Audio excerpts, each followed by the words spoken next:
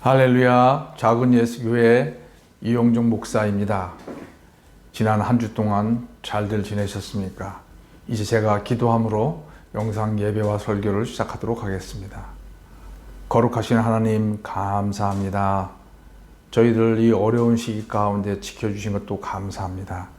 이 시간에 저희들 마음을 정하고 하나님의 말씀을 들을 때 성령 하나님께서 저희들의 마음을 열어주시고 저희들의 딱딱하고 굳어있는 마음들을 부드럽게 하여 주셔서 하나님의 음성을 들을 수 있도록 도와주시옵소서.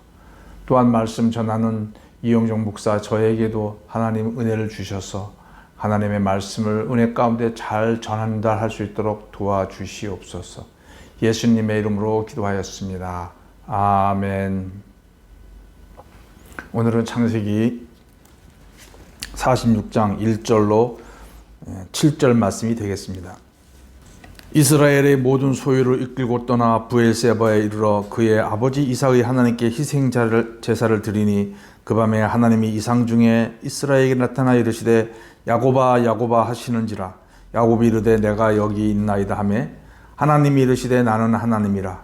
내 아버지 하나님이니 애굽으로 내려가기를 두려워하지 말라. 내가 거기서 너로 큰 민족을 이루게 하리라.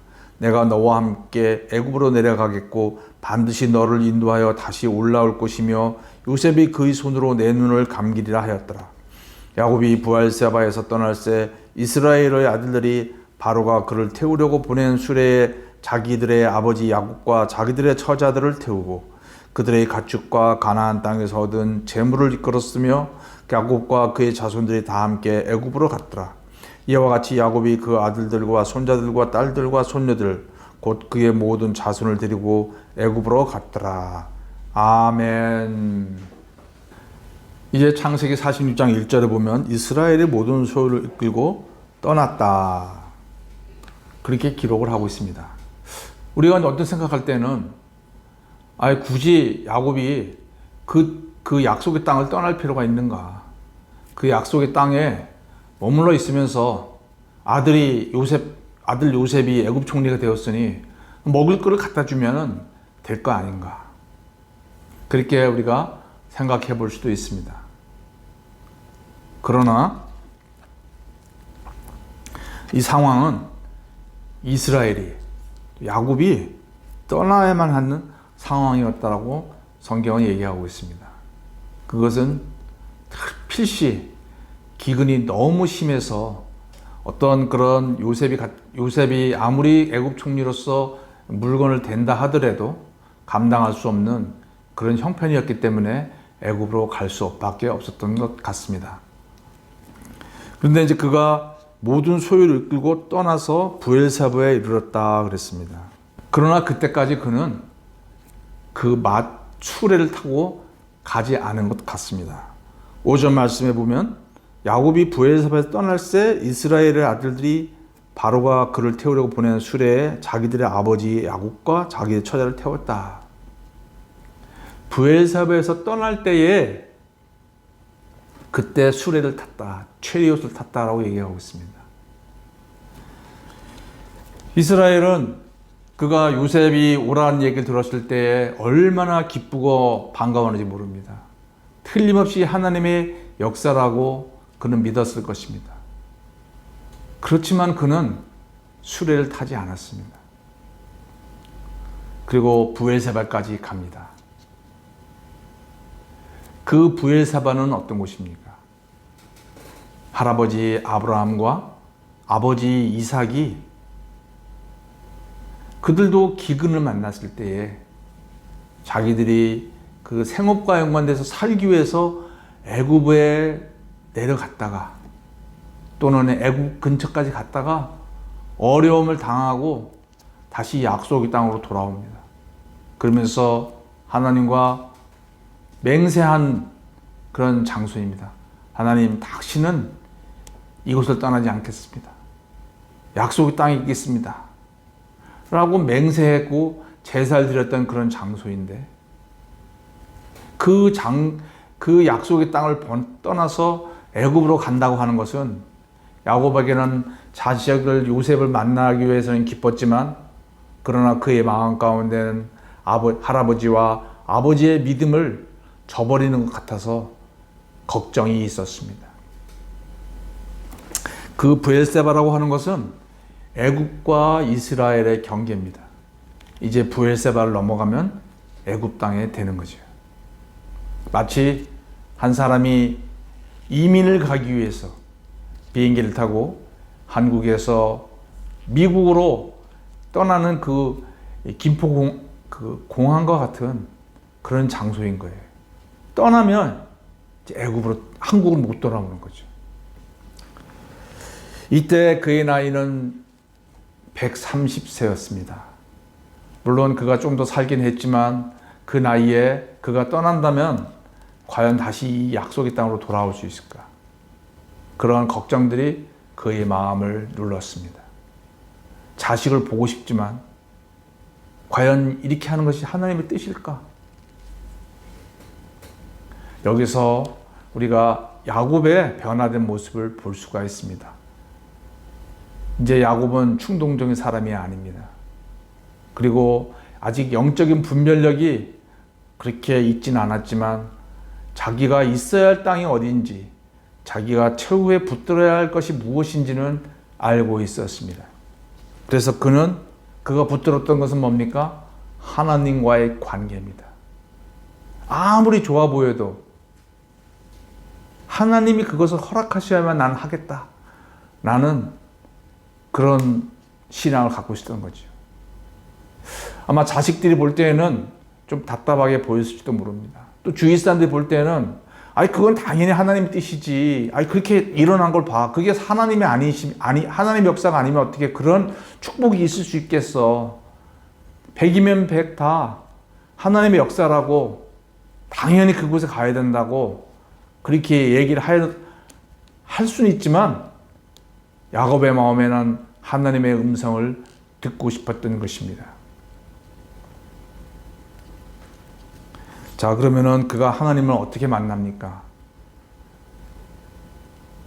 구약 시대에는 하나님께 희생 제사를 드려서 희생을 통해서 하나님을 만나는 그런 시대였습니다. 그래서 그가 이 원어에는 하나님께 희생 제사를 드렸다는, 우리 한글 성경은 그냥 한 번만 단수로 표현되어 있지만 히브리 원어에는 복수로 표현되어 있습니다. 이 희생 제사를 여러 번 드린 거예요.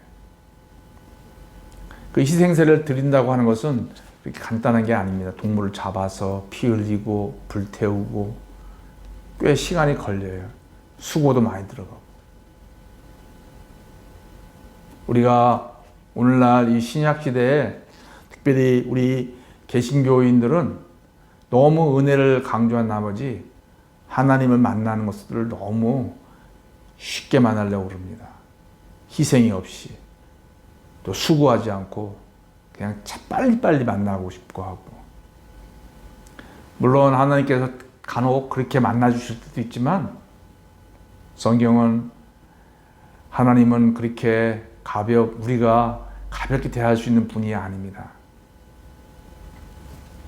그래서 야곱이 하나님을 만나기 위해서 여러 번의 희생제사를 드립니다. 그리고 희생제사를 드렸다는 것은 그 당시에 하나님께 대한 기도의 형식이죠. 기도를 간절히 한 거예요. 응답이 없어도 여러 번 기도하고 하나님이 길을 보여주지 아니하시면 저는 가지 않겠습니다. 하나님의 뜻을 알고 있습니다. 그래서 하나님 앞에 간절히 기도하고 뜻을 구하고 그렇게 기도를 마쳤습니다. 그랬을 때에 2절 말씀에 그 밤에 하나님이 이제 환상이죠. 환상 중에 나타나신 거예요. 이 환상 요것도 우리 말은 단수로 표현되어 있지만 히브리 원어는 복수로 표현되어 있습니다. 하나님께서 한 번만 나타나신 것이 아니고 그에게 확신을 주시기 위해서 나타나셨는데 여기 보면 이스라엘에 나타나서 야곱아 야곱아 하셨다 그랬습니다. 저희 영종 목사가 추론키로는 한 번의 환상에 나타나서 이야기를 하였을 땐 그에게 이건 내가 그냥 상상 속에서 만난 건 아닌가? 내가 그냥 자식을 보고 싶으니까 그냥 내가 내 생각을 그냥 환상을 봤다고 내가 혹시 자기 체면을 거는 건 아닐까? 그렇게 생각할지도 모르겠습니다. 생각을 했을 수도 있습니다. 그러나 하나님께서 다시 나타나 주셔서 또 부르십니다. 이제는 야고바, 야고바 하면서 2번씩이나 불러주십니다.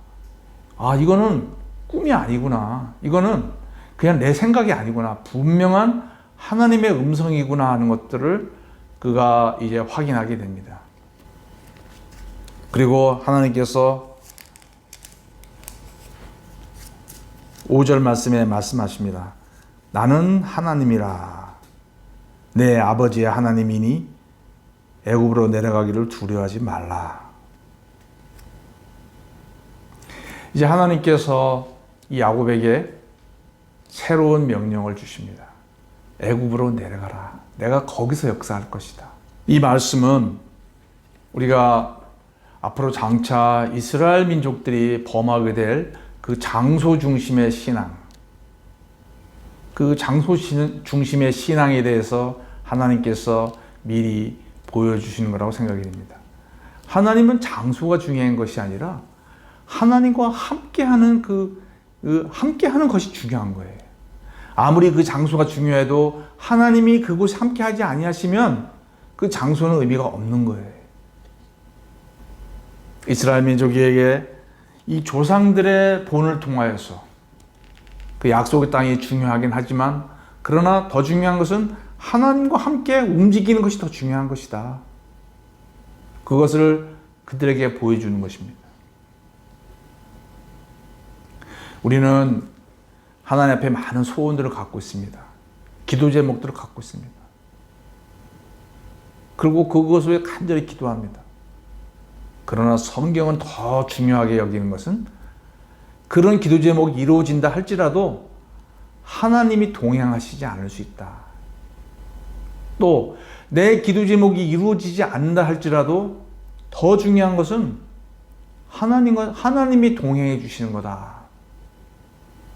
그런 내용들을 이 야곱을 통해서 하나님은 미리 이스라엘 민족에게 보여주시는 겁니다. 그들이 그런 성전 중심의 신앙생활, 그것을 고집했을 때 선지자들이 그것을 포기하고 바벨론으로 가야 된다라고 얘기했을 때 그것은 굉장히 불경한 것이고 굉장히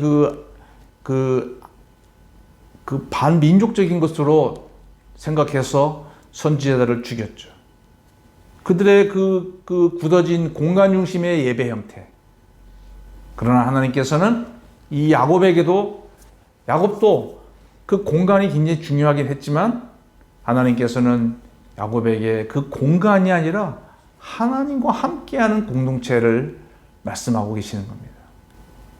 성도 여러분, 오늘날 우리가 코로나 시대에 교회에서 예배를 드리지 못함으로 인해서 얼마나 많은 어려움이 있습니까?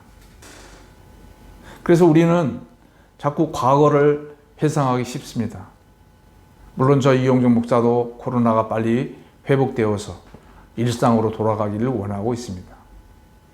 그러나 만약에 이 코로나가 1년, 2년, 3년, 5년이 지속된다면 어떻게 될까요? 하나님께서 이러한 우리에게 이 공간에 갈 수 없는 이런 상황에서 우리에게 무엇을 원하시겠습니까? 공간에 가야만 하나님을 만나는 겁니까? 아니면 내가 있는 곳에서 내가 경험하지 못한 새로운 형태의 그런 신앙생활, 거기서는 나와 하나님과만의 그런 관계 속에서 해야 되는 신앙생활. 그전에는 교회 어떤 그런 공간에 가면 그냥 다 해준 거예요. 가만히 앉아있으면 그냥 풀 서비스를 다 해준 거예요. 내가 할 게 없어요. 그러나 지금은 그렇게 할 수가 없습니다. 새로운 형태의 이것에 대해서 우리는 하나님에 대해 열린 마음으로, 겸손한 마음으로 공간 중심의 신앙생활이 아니라 이제는 예수님께서 말씀하신 것처럼 하나님은 영이시니 신령과 진정으로 예배할지니라. 예루살렘도 아니고 이 산에서도 아니고 바로 있는 네 그곳에서 신령과 진정으로 예배하는 것들을 배워야 할 그럴 때가 아닐까. 우리는 머릿속으로는 압니다. 예배는 신령과 진정으로 하는 거다. 교회 가서. 물론 환경이 이전에는 그랬습니다. 그러나 이 새로운 환경에서는 그렇게 할 수가 없잖아요. 바로 우리가 있는 가정에서, 내가 있는 직장에서, 내가 있는 개인 기도처에서 신령과 진정으로 하나님과 교제하는 그런 것들을 우리는 연습해야 될 줄로 압니다. 이제 야곱에게 하나님께서 나타나셔서 분명한 자신의 뜻을 보여주셨습니다. 그래서 야곱은 이제 가벼운 마음으로 브엘세바를 떠나게 됩니다. 제가 이 설교를 하면서 과거에 들었던 말씀이 생각이 납니다. 여러분도 잘 아시겠지만 아시는 선교단체가 있을 겁니다. 내비게이터 선교회라고 있습니다. 세계 내비게이터 창시자인 도슨 트로트맨이라는 그런 선교사님이 계셨습니다. 그는 교회 생활을 하면서 어떤 자매와 가까워져서 그 자매와 결혼하기로 약속을 하였습니다. 그 자매도 이 형제를 자기의 배필로 생각했고 이 형제도 그 자매를 자기 배필로 생각을 했습니다. 그런데 어느 한편 마음에 평안이 없는 거예요. 당연히 그 자매와 나는 결혼할 건데 주위에 있는 사람들도 그 교회에 있는 모든 공동체에 있는 사람들도 당연히 결혼하면 참 좋겠다. 당연히 결혼할 것으로 생각을 했지만 이 도슨 트로트맨 선교사님은 하나님 앞에 내려놓고 기도를 시작했습니다. 하나님, 저도 저 자매가 좋고 그 자매도 저를 사랑하는데 그런데 왜 저에게 평안이 없나요? 근데 응답이 없었습니다. 그래서 여러 차례 그런데 사실 그런 기도를 하기가 그도 두려웠습니다. 혹여나 하나님께서 그 자매랑 결혼하지 말라 그러면 어떡할까? 그래서 그 평안치 못하게 되는 원인을 묻고 기도하면서도 혹여나 하지 말라 그러면 어떡할까 하는 그 두려움이 있어서 진실되게 기도를 못했습니다. 그러다 어느 날 그가 하나님 앞에 이것은 올바른 신앙적인 태도가 아니다. 모든 주권은 주님께 달려 있는데 내가 원하는 대로 하는 것은 원하는 것을 이루어 주시면 감사하지만 더 중요한 것은 하나님을 사랑하는 것이며 하나님이 뜻대로 살아가는 것이 내 인생의 중요한 목표다라고 생각을 하면서 결단을 하고 하나님 앞에 기도를 하였습니다. 하나님, 주님의 뜻이 아니면 이 결혼을 포기하겠습니다. 주님, 어떻게 될는지 가르쳐 주십시오. 정말로 주님 앞에 내려놓고 기도를 하였을 때에 그의 마음 가운데 하나님의 음성이 들려왔습니다. 도슨, 너는 어떤 인생을 살려고 그러니? 선교사로서 살려고 합니다. 어떤 어려움이 와도 그 삶을 살고자 하니 네, 그렇습니다. 그런데 너 자매는 선교하기에 몸이 약해. 다 좋은데 이 선교의 삶에는 너의 자매는 몸이 약해서 너 자매 결혼하면 그 자매 때문에 너는 선교를 할 수가 없게 된단다. 그런 음성을 들려주셨습니다. 그랬을 때 그의 마음에 큰 충격이 있었지만 하나님 음성을 들려주셔서 감사합니다. 하나님의 뜻대로 하겠습니다. 그러고 결단을 합니다. 그리고 그 자매에게 설명한 이후에 나중에 다른 자매와 결혼을 하게 됩니다. 제가 젊었을 때 그 간증을 들었을 때 저에도 참 충격적이었어요. 왜냐하면 저도 그때 제가 마음속으로 좋아하는 자매가 있었고 하나님 앞에 저 자매랑 결혼했으면 좋겠다 하는 소원이 있었거든요. 우리가 보통 어떤 마음의 소원이 있고 좋아 보이는 게 있으면 주님 저 직장을 나에게 주십시오. 주님 저걸 나에게 주십시오. 그리고 그게 안 된다는 것에 대해서는 잘 생각하려 하지 않고 그런 생각하기 싫어요. 그러나 하나님의 사람이 되려고 한다면 우리의 뜻대로 내가 원하는 대로가 아니라 하나님의 뜻대로 하나님의 방법대로 순종해야 되는 겁니다. 만약에 그때 그 선교사님이 그 자매와 결혼을 했더라면 오늘날 그 위대한 선교단체는 탄생하지 못했을 것입니다. 야곱은 다른 사람들이 당연히 애굽으로 가는 것이 하나님의 뜻이라고 얘기를 했지만 그는 하나님의 뜻을 구하고 싶었습니다. 그래서 간절히 하나님 앞에 기도하는 그 야곱의 모습이야말로 그가 그 인생의 그 여정 가운데 부족하고 연약하고 고집스럽고 그런 야곱이었지만 그런 모습을 다 뛰어넘는 위대한 영적인 사람 야곱의 모습이 이 창세기 46장에서 나타나는 것을 봅니다. 성도 여러분, 우리는 부족하고 짝이 없습니다. 연약하기 짝이 없고 능력도 없습니다. 그러나 우리가 하나님의 뜻을 구하기 위해서 간절히 하나님 앞에 하나님 지금 저의 뜻대로 살지 않겠습니다. 하나님의 뜻을 보여주시면 그 뜻에 순종하겠습니다. 라고 하나님 앞에 매달리는 그 모습이 성경은 위대한 믿음의 사람이라고 표현하고 있는 것입니다.